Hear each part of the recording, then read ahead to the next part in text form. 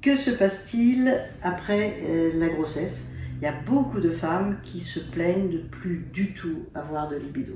Oui, donc l'accouchement, suivant comment l'accouchement se fait par voie basse ou alors par césarienne, il peut y avoir des cicatrices, il peut y avoir une épisiotomie et le corps a besoin de se remettre de la naissance, de l'accouchement. Et ce corps qui a besoin de se remettre, c'est nécessaire de lui donner du temps. Et le temps, ça peut être, on dit un retour de couche 3 mois avant de reprendre, mais certaines personnes, ça met 1 an. Ça peut mettre 1 an et plus. Voir s'il y a de la douleur, c'est vraiment nécessaire de prendre en compte ce signal du corps qui indique qu'il y a quelque chose qui ne va pas ou qui a besoin d'être écouté, vérifier s'il n'y a pas d'adhérence avec la cicatrice, vérifier déjà de la mécanique. Exactement, vérifier si le corps n'a pas des séquelles. Donc ça, c'est avec le ou la gynéco, les gynécologues, la sage-femme. Des fois, l'épisio a été un peu trop fermé et a fermé l'entrée du vagin, ce qui entraîne des douleurs. Et le point serré du gynécologue n'est pas un mythe, ça arrive grossièrement. C'est vrai, c'est complètement, enfin pour moi ça fait partie des violences médicales. Et donc il peut y avoir des difficultés là où il n'y en avait pas avant. Donc douleur égale attention, égale vérifier, ne pas aller plus loin que ce que votre corps vous dit, vous envoie comme signal. En plus, on peut quand même s'occuper de se faire des câlins, il n'y a pas que la pénétration. Et donc, ça c'est quand même important. Mais on peut parler aussi de la charge mentale qu'a une maman. Énorme. Qui est énorme, surtout si le petit est malade et tout. Et des fois, c'est même le nouveau papa qui est complètement centré sur le bébé et il n'y a plus du tout de libido de sa part. Effectivement, faire des gosses, c'est pas simple. Hein. Non, et s'adapter à une nouvelle forme du couple avec un enfant aussi. Et puis peut-être on se dit, tiens, j'en ai un, tout s'est bien passé. Il y en a un deuxième, ça va se passer exactement de la même façon. Eh bien non, parce que évidemment c'est la nature.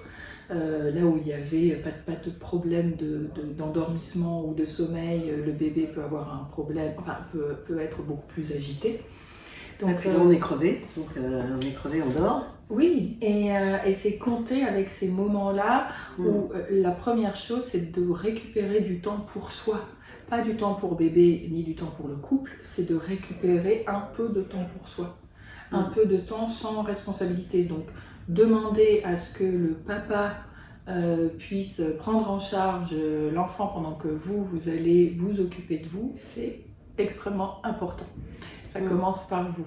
Et s'il y a je vais m'occuper de tout le monde et puis en plus je vais m'occuper du couple et vous passez à l'as, eh bien c'est hyper fréquent. C'est hyper fréquent et ça entraîne très souvent de la frustration dans le non-dit et dans un ressentiment que l'autre a accès à des plages de récupération, des plages personnelles pour s'occuper de lui ou d'elle, alors que vous êtes avec toutes les responsabilités.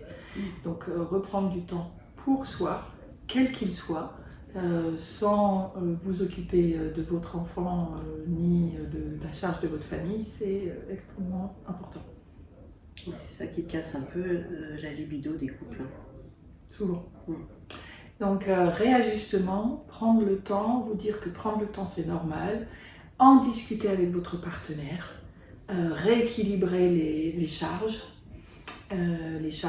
ménagères, domestiques, de qui s'occupe des enfants, qui se lève la nuit, etc. Et puis demander de l'aide.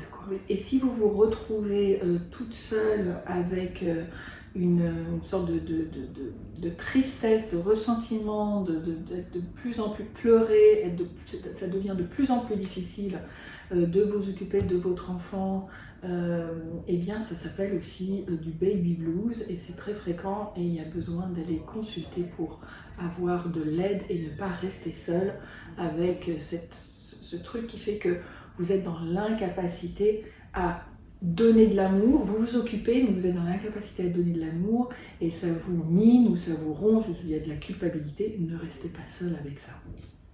Oui, puis en plus notre corps a changé, on se sent moins belle, on se sent un peu grosse vache, on ne perd pas tout de suite ses kilos, voire il y en a qui ne perdent pas du tout de kilos et ça ne leur plaît pas du tout.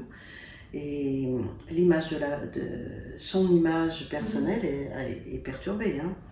Oui. Donc ça fait partie de la difficulté Aussi. à reprendre la sexualité normale.